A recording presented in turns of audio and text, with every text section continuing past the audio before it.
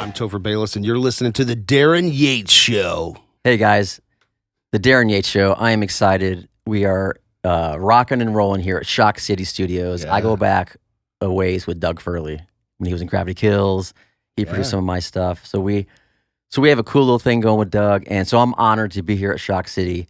And you guys know me, or maybe you don't, but my stuff. See, I'm already not cussing. But I think I should, but then I don't. Like I always like pull the back cleaned sometime. up act. Yeah, I need to just pop my cherry with that. Just say fuck. Say one one. time.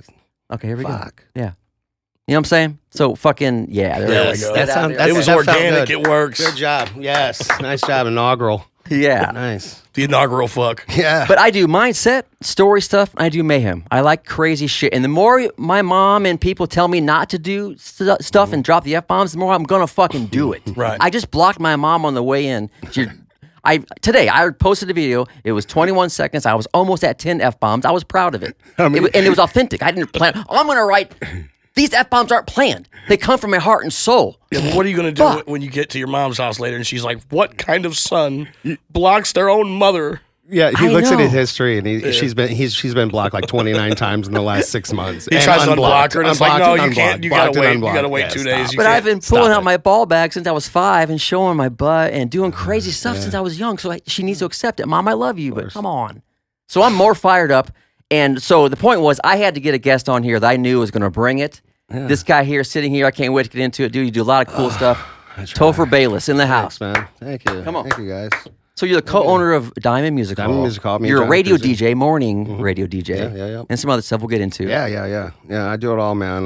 Diamond Music Hall, me and Johnny Cruzy, we'll run that place out in St. Peters. And it's a music venue, man. It's a rock and roll club. Man, I've heard so many awesome things about it. Yeah. I really have. I have not been there yet. It's like a roller coaster. But you get a lot of the just kick-ass animosity. 80s bands. I saw Slaughter, we got King of the Hill. Yeah, we put that reunion on our stage, man. It was really cool. All the boys back together. We called them months ago and said, "Hey, why don't we try to do this and bring something cool?" We had George Lynch coming, and as we know, they toured with them back in the old days, you know. And so it was really, they rocked the house, man. Frankie brought it. The whole band brought it. King of the Hill and Dr. Chevegas guy, Frankie. Yeah. So I messaged him on Instagram. Him and I are talking. Yeah, I asked him. He's, man, he's awesome, dude. Topher's awesome. Yeah, he's running the School of Rock out there, man, in St. Peters. That's his gig, man. So we sponsor a kid every year to go to that thing and get new rock and roll blood in the system. You know. So the Diamond Music Hall, was that your idea? Was it how'd that go here? That's funny, man, because me and Johnny started booking shows at the place, and into 2019, early 2020, and COVID hit. And we were booking shows, and I guess the place got into a position where we could buy it. So we bought it, and took it over August of 2020. And we've been running ever since, trying to keep straighten out unwind everything that happened, Yeah. When we took it over, the walls were gray. Nothing was on the walls. It was just filled with pool tapes. It looked like when you walked in, you're like, I'm going to the bathroom to do some coke, because it just was like trashy looking, you know? Yeah. We redecorated everything, signed guitars on the walls. Everybody that comes to our club gets, signed stuff for us to add to the walls. So it's a really cool rock and roll club, man. Two bars, 3 bars, so. And you're a promoter as well. You said entrepreneur. Yeah. So now, is the entrepreneur, is that part of the strain you have? You have a certain type of weed out? That's here in St. Louis area? Yeah, man. I, on my 50th birthday, my good friends at Suede Cannabis. And but the stoner celebrity? Do people call you that? Yeah. You mentioned that. Yeah, I get invites to all kinds of like 420 events and stuff to come and smoke and so do do they offer that at the dispensaries in Illinois too? No, it's exclusive to the Suede dispensaries because it's their strain that they put together for me or whatever. I guess that's what it is. So Mike the Ex-Con, did I introduce you? No, you're a piece of shit, but it's okay. Yeah, Mike the Ex-Con in the house. Mike's Ex-Con. I know. I'm the ex-con. Yeah. And we have Randy here doing some photography. That's kind of cool. World-renowned photographer. So, man, that's awesome. So now I know we can't sample that here. Yeah. So, but it's been a cool trip, man, doing all this stuff that I do. I spent 20 years in the corporate world working for Energizer. So I gotta. That's what I was gonna ask you. With all this cool stuff, you had a chance to buy Diamond. Yeah. What did you do before that? So corporate world. Yeah, I was the head of the global trade marketing department. So for Energizer, so I traveled the world, multiple times. And when COVID hit, I think my last trip was to Bogota, Colombia, or something like that. And I came back. They shut everything down. I'm sitting around. I'm like, man, it's time. He got down there to Colombia, got some of that Bogota. I was like, I'm gonna be a fucking rock star now. It's time to retire, And so I just took an early retirement and started doing Diamond full time. And the radio station came along, and we started picking up that show with Katie Cruz. And the thing about it is, we just try to live clean life. I'm not the guy, Johnny's not the guy that you're going to see out and like, oh, I saw those guys out doing X or doing this. Right. And we're straight up clean dudes, and whatever we say, we're the same people we are at the club and on the radio and things like that, So it's kind of easy. It's easy living for us, and we like it. So go ahead. How'd the opportunity come about to get on the radio? Katie Cruz approached us. We had talked about, saying, hey, why don't we put a morning show together. K-WULF had been on the air for about 3 years, and it's 101.7. It's mainly in the Westplex. And so now they're going to turn on a tower here in St. Louis, so you'll be able to get it in St. Louis. They actually ran lines or some nerdy stuff, right.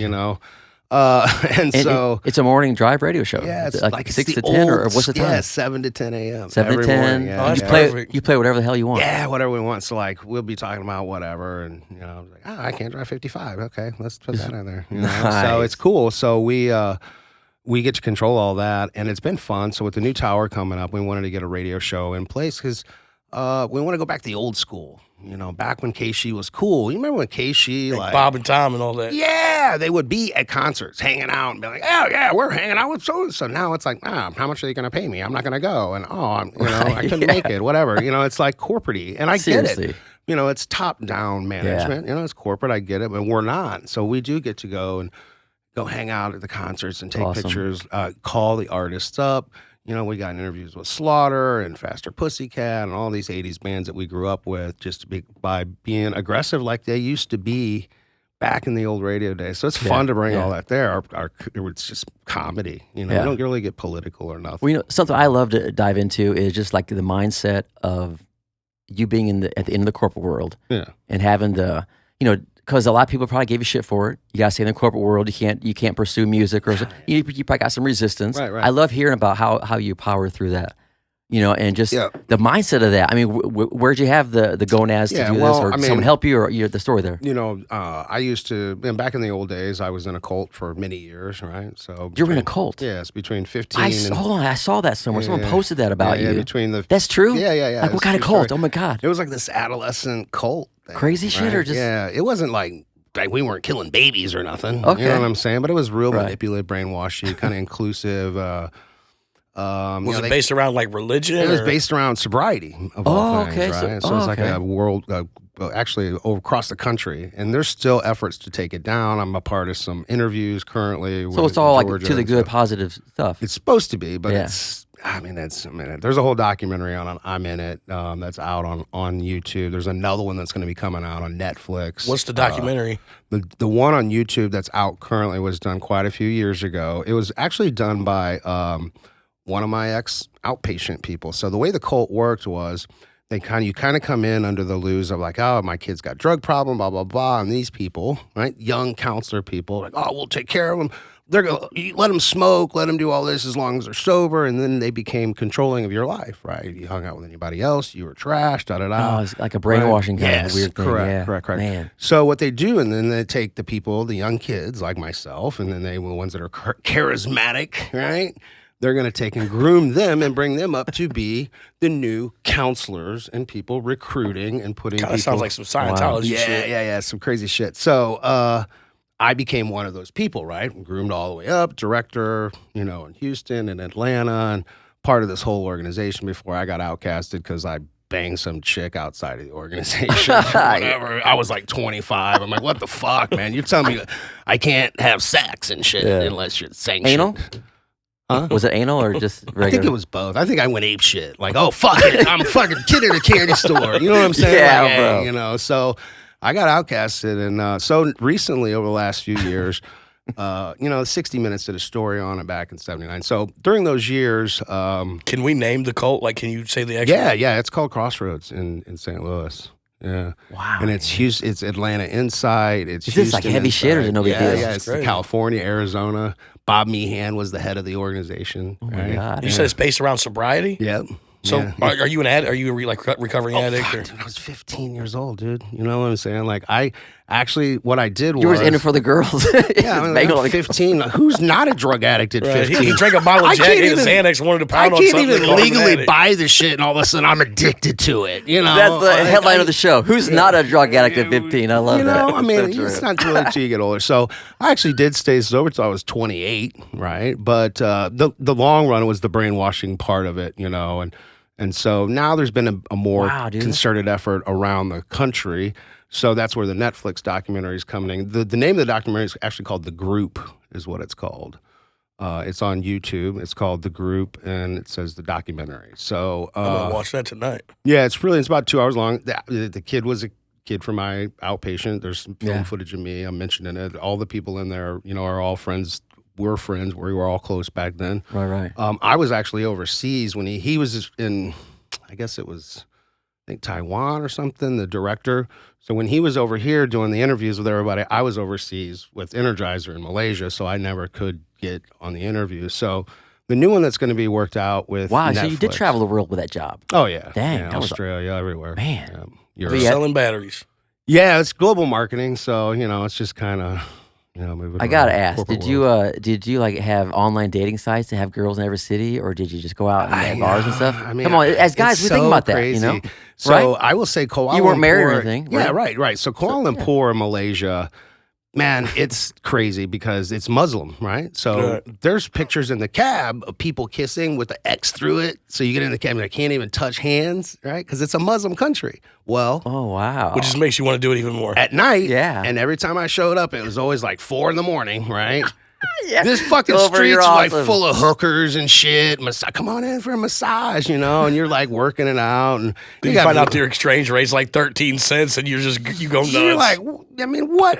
Where's the Muslim police So now? dude, you know? lived the rock star life, haven't you? Oh, it was great. Yeah, I mean, it was great. You know, traveling around like that was great. But yeah, hookers are always plenty, especially over there. It's not even like here. It's Is it more cheap? open, it seems like. Oh, a lot of places, yeah. Have you?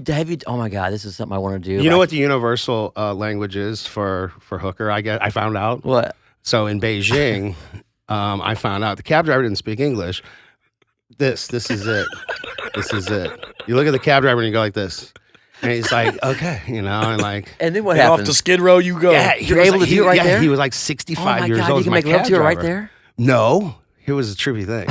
So he's like, he takes me to the Hard Rock Cafe. I get a burger because you can get burgers. That's why I go, because you Yeah. can get burgers everywhere at a Hard Rock, you know. Right. Go there, get a burger, take him back to the hotel. I give him the I give him the universal sign, you know, of like Yeah. banging somebody, Right. and he's like, okay. Drops me up at the hotel. He goes, points up to my hotel, like, and I took it as go to my room, and I do, and it was like 20 minutes later. And I was Are like, you holy shit, serious, open the door, dude? and this fucking little Chinese girl came in. Not like girl, you know. Yeah. Wow. I mean, she was Was she hot? Yeah. Like yeah, super hot? Oh yeah. my God, dude. And I was like, holy How awesome shit. was that? This grandpa just delivered. He knew. It was And, probably his just fucking like he just granddaughter. drove across the street. Hey, I need to pick up one of Right. these and bring them over here. So did he to pay the- for it, or did you pay No, I for it? paid for it. You pay for it. You pay for He's it. like, I was I no. was like- They're not that generous overseas, bro. I don't know. Like, Maybe got to it was move. like 25 Where the fuck was bucks. that It again? was like $25 or something like I that. got to visit that place, wherever that is. Yeah. That was a long time ago. I was probably like, So what country years ago. what country has the best pussy? well, London's Chuck City. London's gross. I don't My like. co said that, not me. I don't like the Londoners. I don't like the English, you know, because they're just, I don't know, they're not my thing. But the Asians, I would say Malaysia. So, dude, I got to ask: have you been to the Amsterdam red light area? Oh yeah! Oh, my Amsterdam, God. man! Oh my God! I went to That's the one of my Cannabis Cup dreams. there What was in it like? 2005. Did you partake? In No. No? No. But they're hot though. The window, on the windows, right? Hanging out. I'm not much for European like that. Can you tell I'm married, never get laid? I talk about girls all the time. Sorry. Yeah, I mean, Sorry, mother. You're blocking the shit too, probably. I just wasn't down. I did get chased down the street by them. They're really weird over there about their district. It's fun to walk through. Big statues of dicks in the middle of the street. You're like, oh, okay, that's a big dick. Yeah, my old lady's always bugging me to take her to the there's a dick museum over there. Oh my God. She's like, I want to go to the dick museum. I'm like, thank God I'm a felon and can't get a passport, so I don't have to ever worry about going. You'd be walking out in shame. I'd be like, oh God, I don't even want to see all the dicks that are out there besides mine. So I want to take it back a little bit. What area are you from originally? Were you born and raised here, or where are you from? I was born and raised in St. Peter's, man, right out there. Yeah, nice. Yeah. So what did you do? Like what I was going to say, were you like a jock or a muso? My parents sold pot. That was part of their deal. Did you really? Pot dealers. Nice. You seem like you could be like a running back or a safety or something. You know what I was? You're gonna laugh at this shit. I'm a fucking nose guard. Oh my God, dude. Fuck yeah. Like a defensive tackle. He was like, you had so much anger, and you're just, you're stocky. You just go, like, get him. Oh, dude, I could see that. I can do it. You're like an Aaron Donald type. Just like a bear. But I smoked a lot of pot, too, so that kind of pissed him off. But, I played.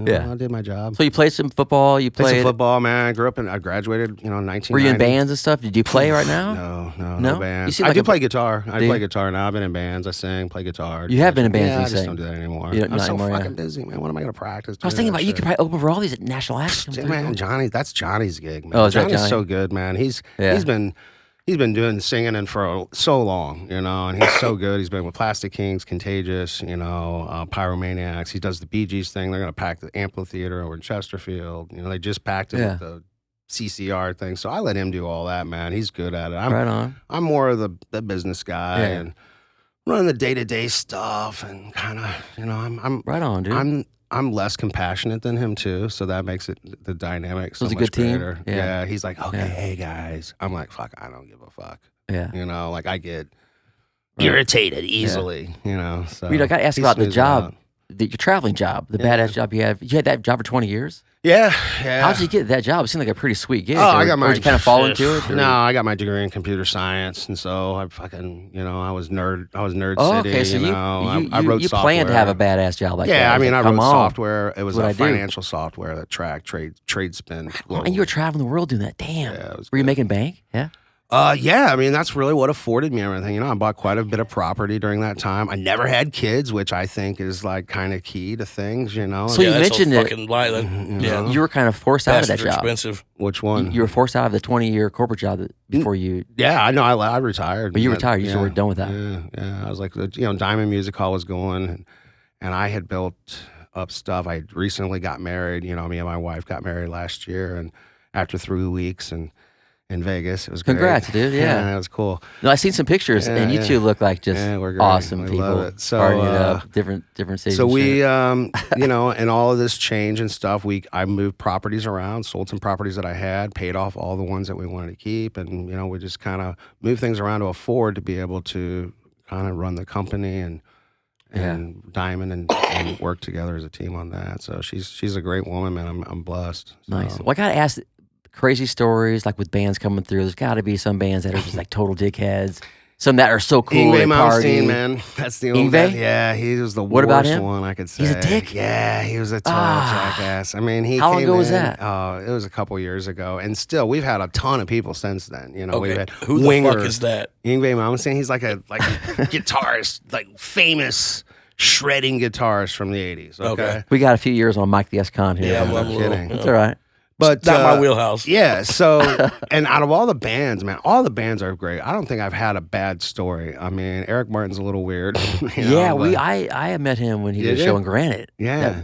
Years ago. Really? He is live. Yeah, he's a little weird. He's kind of a dick, isn't he? Yeah. Like I'm not sure if he's trying to be or he just seems like. Can't get it. Right. I don't get it. It comes naturally for some of us, you know what I mean? Yeah. But most of them were really cool. Yngwie Malmsteen, though, he was just a jackass. I mean, some kid in a wheelchair had an album. Oh, no. Yngwie. And he like rolled up to it. He's like, hey, what's his fucking name? He's like, was going to charge him $200 for the autograph. Oh, my God. Yngwie Malmsteen? Say it again? Yngwie Malmsteen. I'd be pissed off in the world if that was my fucking name. That's too. probably it, dude. You're probably on. But dude, like, if you say Yngwie, I go around explaining my fucking name to everybody all the time. Fuck this place.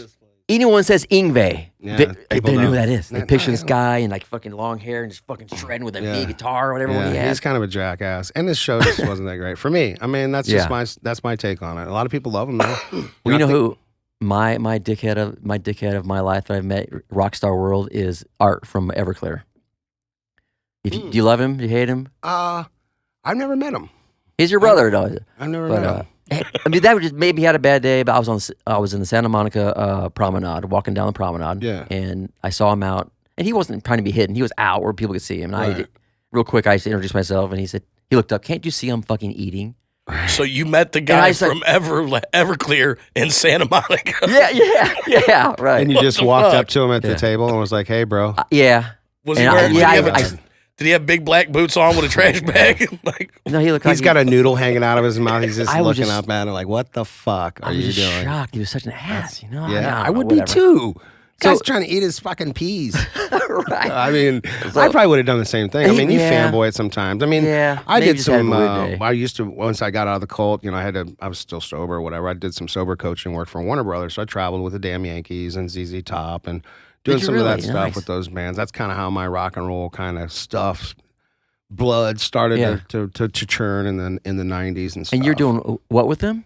I was what a sober was your coach. role? There was a sober coach, just kind of Oh, traveling really? around. You know, like after the show, they're like, Nice. yeah, bitches all over. I'm like, we're gonna go have a meeting, you know, and talk about 12 steps, you know, and Dude, how'd that go over? I guess it's some funny. people I are was into it, and sober. you I can was kind of help sober. them out. Yeah, But some just people try to. keep You know, rocking. it's really just about. I think the whole thing comes down to the camaraderie that you get with someone else that's sober. You Yeah. know, being able to be, like, I'm sober That's and you're really cool, sober. dude. We're sober, and I think that's the most comforting part about it. You need to write a book or something. Fuck that. Or dude, a badass movie. Oh my god, can you picture his life movie? Yeah, movie. it's Yeah, life movie. horrible. Well, so okay, so Yngwie was a dick. Is Yeah. anybody? What about super cool, kick ass part? You love him. Like I don't know. It's some. I would say. oof. I mean, you've met some. George Lynch was really cool, man. I think George Lynch was really nice. Was he nice? Yeah, he was a really cool dude. Really candid with us, talking about firing Ray West because so all this kind of hit Blabbermouth. The show hit Blabbermouth because the news they fired the singer. George Lynch came in. They fired a singer, Ray West. Like right before this, they brought in this new singer for our show, and you know there was like George's take on it was the guy showed up and.